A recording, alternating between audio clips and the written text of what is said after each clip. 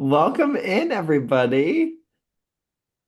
Welcome to session two. We'll give everybody just a minute to get acquainted and logged on and everything.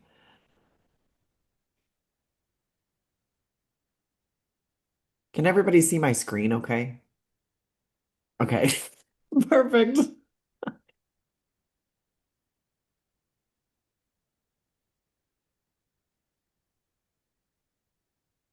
All right. Getting some other people in here. Awesome. Okay.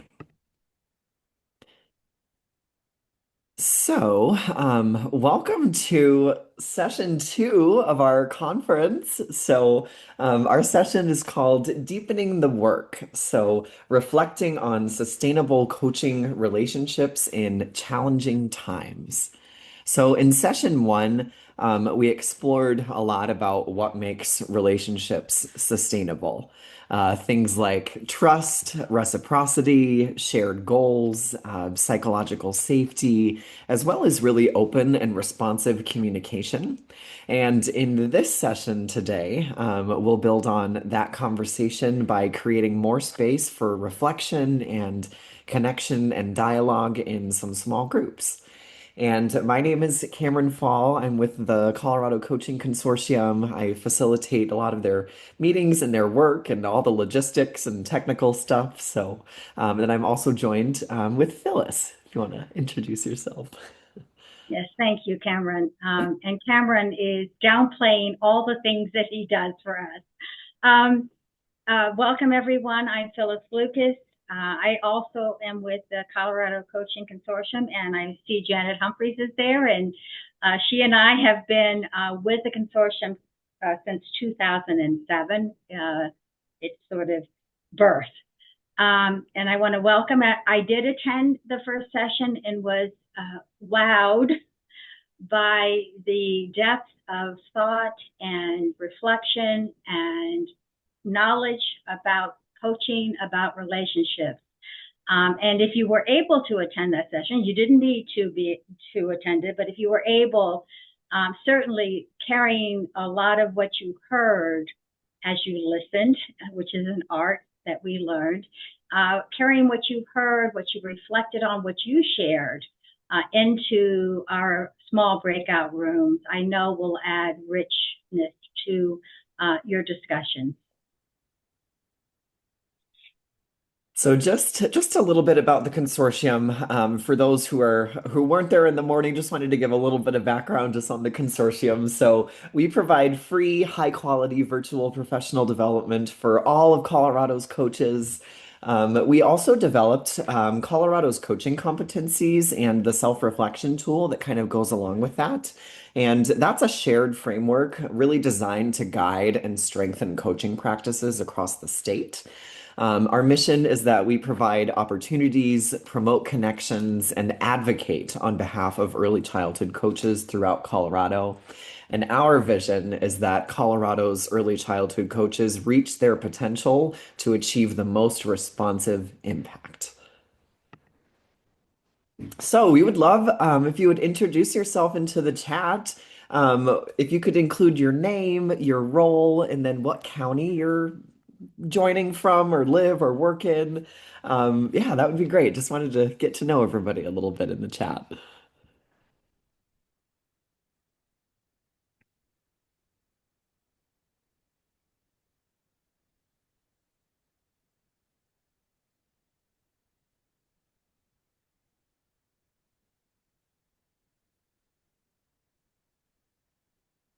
Awesome. Okay, we got some people from Pitkin County, Boulder, Denver, La Plata, El Paso, um, Pueblo. So we have a big reach of coaches across the state, and we really appreciate you all taking the time to join our conference today.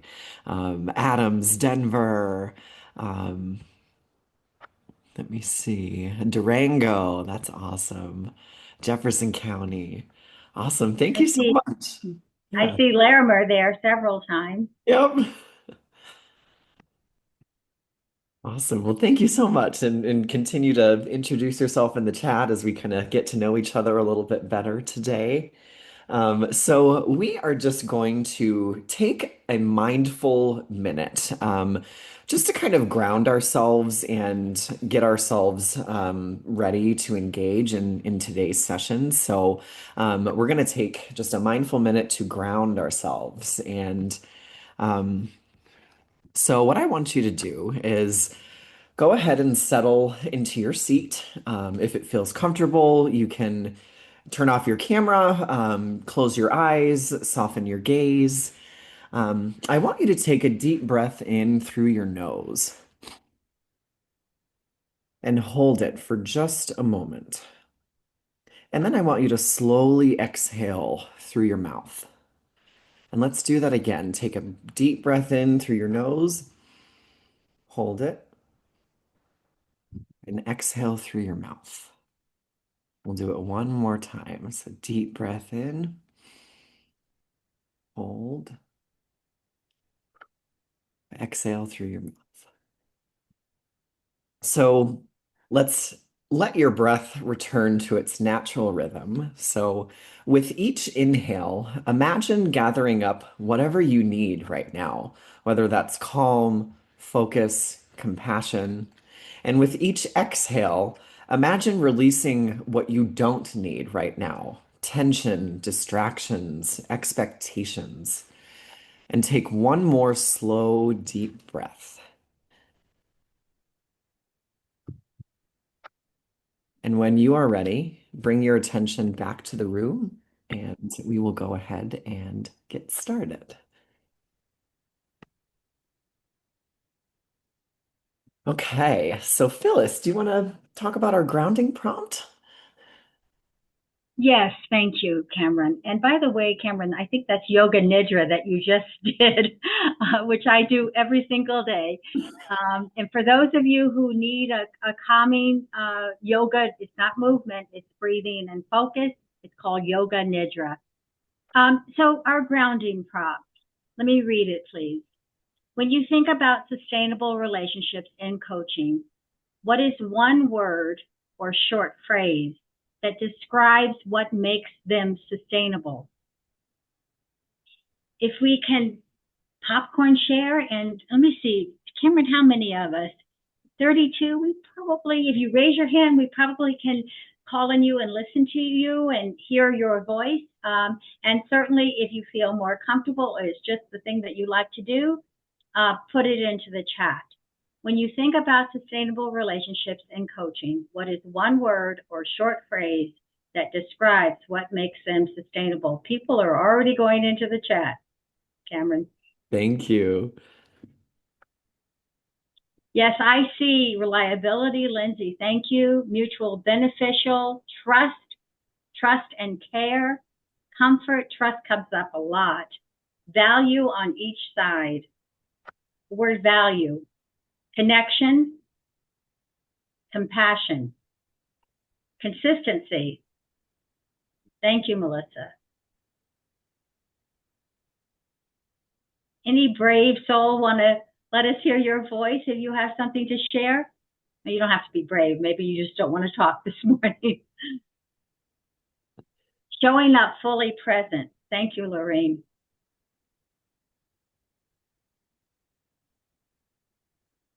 Some of these words, if you attended the first session, you've already seen.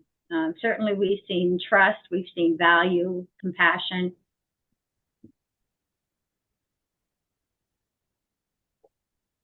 Yep, trust was a big, big focus of our first session. We talked a lot about trust and through the videos and yeah. Braving. Yes, thank you, Steph. Braving. And I'm writing all these down so that I can turn them into a word cloud and I'll send them out to everybody. Thank you, Cameron. And braving, for those of you, this is the Brene Brown acronym that she uses. And of course, I'm not going to remember any of the words. We have Janet Humphreys on, however. Janet, can you remember the BRAVING? I do. Braving is B for boundaries, R for reliability, A for accountability, V for the vault, I for integrity, N for non-judgment, and G for generosity. Thank you, Janet. I didn't. I hope I was thinking I wasn't putting you on the spot.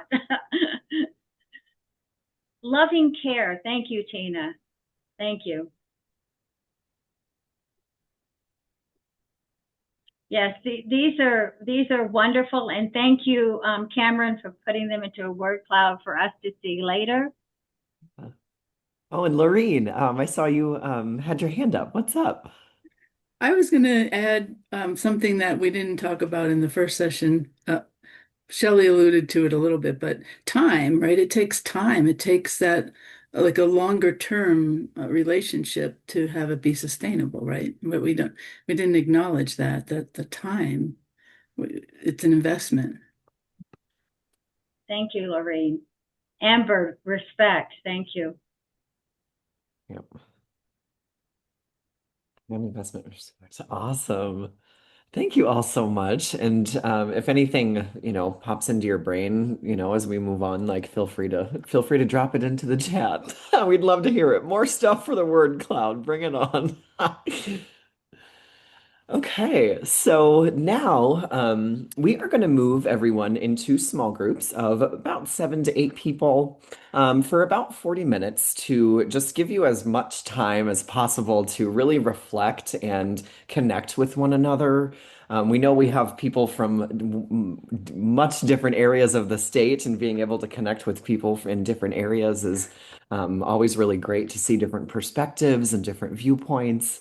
We would love if your group could appoint either a note taker or kind of a spokesperson to kind of like share any key insights that your group comes up with when we come out of our small groups and back into the large group. And we wanted to go over just some small group norms just to make sure everybody was on the same page about small groups. So confidentiality. So what stays in your small group, what's shared in your small group stays there, and what's learned in your small group leaves there. Um, so of course we're recording all of our sessions, but breakout rooms are not recorded, so you're totally good. Of course, equity of voice. So step up and step back to ensure that everyone in your group has space. Curiosity over judgment, of course. So listening to understand and not listening to respond or to fix. And then honoring lived experiences, and each perspective is valued and it's rooted in context. So let's make sure that we're honoring all of our experiences. And these are all kind of similar to our kind of our conference norms that we had in session one. And you can feel free to add more, tweak these. Like when you go into your small group, you can make agreements on your norms. Feel free to do whatever feels right and best for your group. And we want you to answer 4 questions. So maybe about 10 minutes a question or however you want to do it. And if you don't get to all the questions, that's totally fine. So the first question is, what does a sustainable relationship look like in your work? And then the second question is, how have systemic shifts impacted your relationships? And then what strategies have helped you strengthen relationships in challenging times? And then how do you recognize when you need a fresh perspective in your work with a coaching partner? And I dropped those questions into the chat for everybody so that you have those in your small groups. And yeah, we will go ahead and open up the breakout rooms. 7 to 8 people per room. And it's going to be random assignments. So, yeah, I'll go ahead and create those rooms, and you can go ahead and head into those and start diving into your 4 questions. And then we'll come back in about maybe 40 minutes to come back and reflect with the whole group on everything that we shared together. So, okay, I created the rooms, and I think you should all see those now.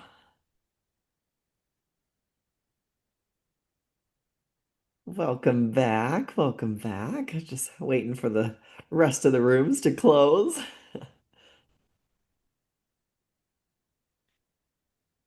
Awesome. Okay. Awesome. Welcome back, everyone. I know that it was probably not enough time in your small groups. I feel like there's never enough time. But yeah, I just wanted to share some key takeaways. Go ahead, Phyllis. Yes, thank you, Cameron. So welcome back, everyone. We are transitioning from small, intimate groups where you were sharing into our large group. So let's use the transition technique. We're going to take one deep breath. Please do it in your own time as we do transition into our large group.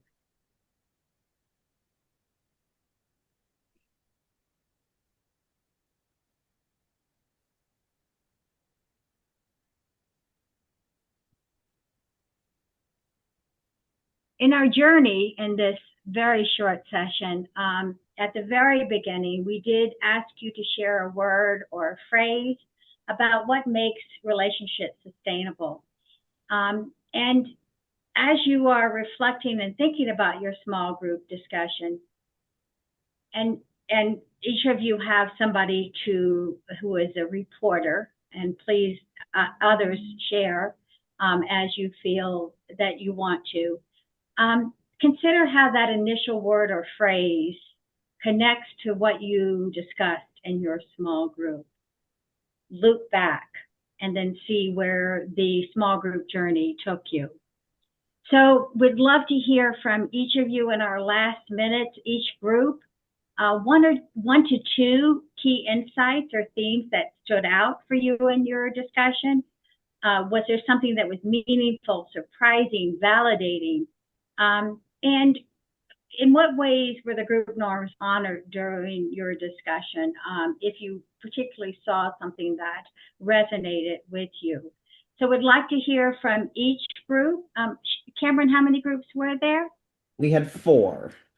Four. So again, one to two, there were probably more than one to two key insights from your reporter in your group.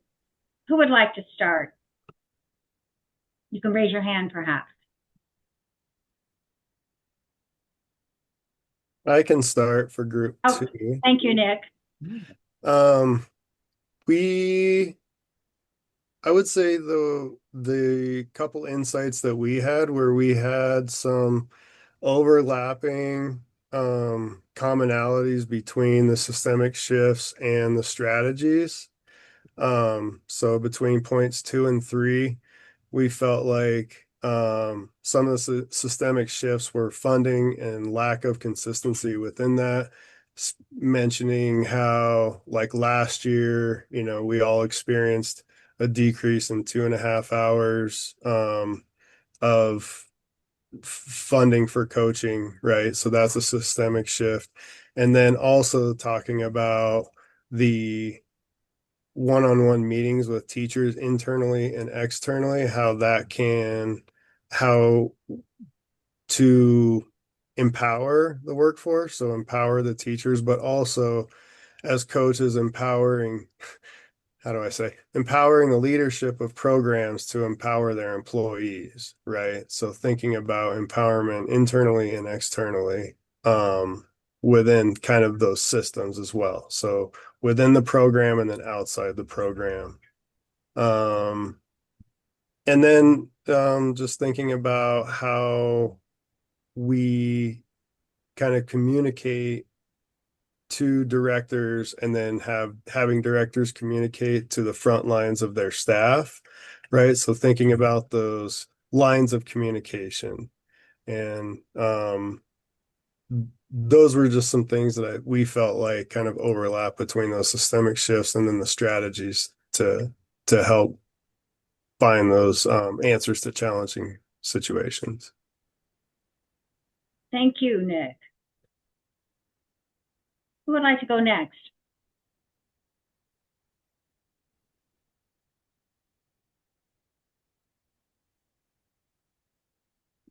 I can go. I don't remember what group number we were, but I think I'll share about question number three, just because it's some strategies, which are always nice to share. Strategies that have helped strengthen relationships in challenging times. Um, I appreciated that someone brought up asking your coaching partner about learning styles and so how they're going to most benefit from your approach, which gives you the opportunity to reflect on your own approach to the partnership. Being really intentional about on both ends, like the intention to committing to a relationship and a partnership. Active listening, a strength-based approach. We had a really great conversation about, well, where most of us are trained in a reflective model of coaching, understanding when it might be beneficial to just offer a direct answer to a coaching partner. And we definitely talked about how having a strong foundational trusting relationship can help you judge when it's best to just offer an answer to a coaching partner versus when you have the opportunity to encourage a deeper level of reflection. And when just knowing when it's best to take one of those two approaches. And then we kind of talked again about, if you were in that first session, about forming goals and staying focused on those goals and how are you keeping yourself focused in that way, knowing whether they're shared goals and if they're not, how you're coming together to create shared goals. Thank you, Steph. Thank you. We have two more groups. Who's next, please? I'll just share very briefly for our group. In the last question, we were talking about giving ourselves grace and, when you recognize the fresh perspective that you need to take and really how we need to address the human being versus always just focused on the professional. So it was a great discussion. Thank you, Janet. And our fourth group. Yeah, yeah.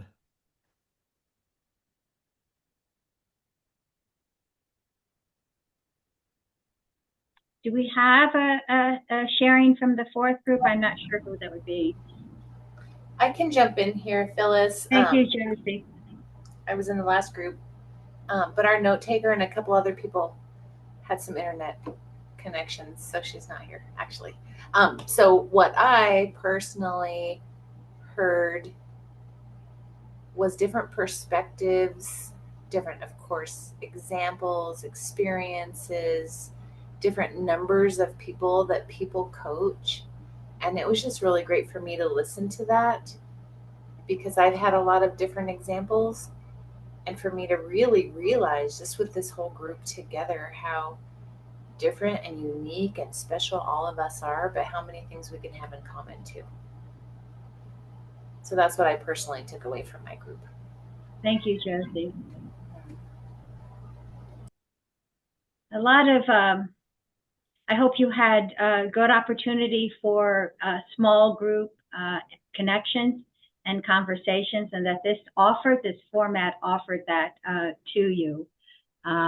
I know it's in a virtual space. Most of us are used to virtual spaces now. We don't really see that as an impediment like we used to. And Cameron shared with me that there are coaches from all over this state, and we would not be able to meet except in a format such as this. So thank you all. I'm going to hand it off to you, Cameron. Yeah, yeah. So our next session is our third session. So that'll be at 1:30 today, 1:30 to 3. And it's called Balancing Roles and Building Trust and Coaching with Integrity. And the description is when coaches wear multiple hats, how does that affect trust in relationships? And kind of in this panel discussion, coaches are going to share real world experiences navigating those kind of multiple hats and those dual roles, any potential conflicts of interest, and then how they maintain integrity and connection in those really complex situations. So dropped that into the chat, some details, and then the Zoom link. And then there's also the session 2 feedback form that's in the chat if you want to fill that out to give us feedback. Of course, if you want a training certificate, we just ask you fill out a feedback form for each of the sessions that you attend. And yeah, I just really appreciate you all joining us for an hour so that you can connect and have more time together. And yeah, we really appreciate it. Thank you so much. Thank you all. Enjoy your afternoon, and I hope to see, I'm actually facilitating the next session, so Lorena and I hope to see you back for that session. Thank you all very much for your participation. Yes, thank you so much. Thanks. Bye.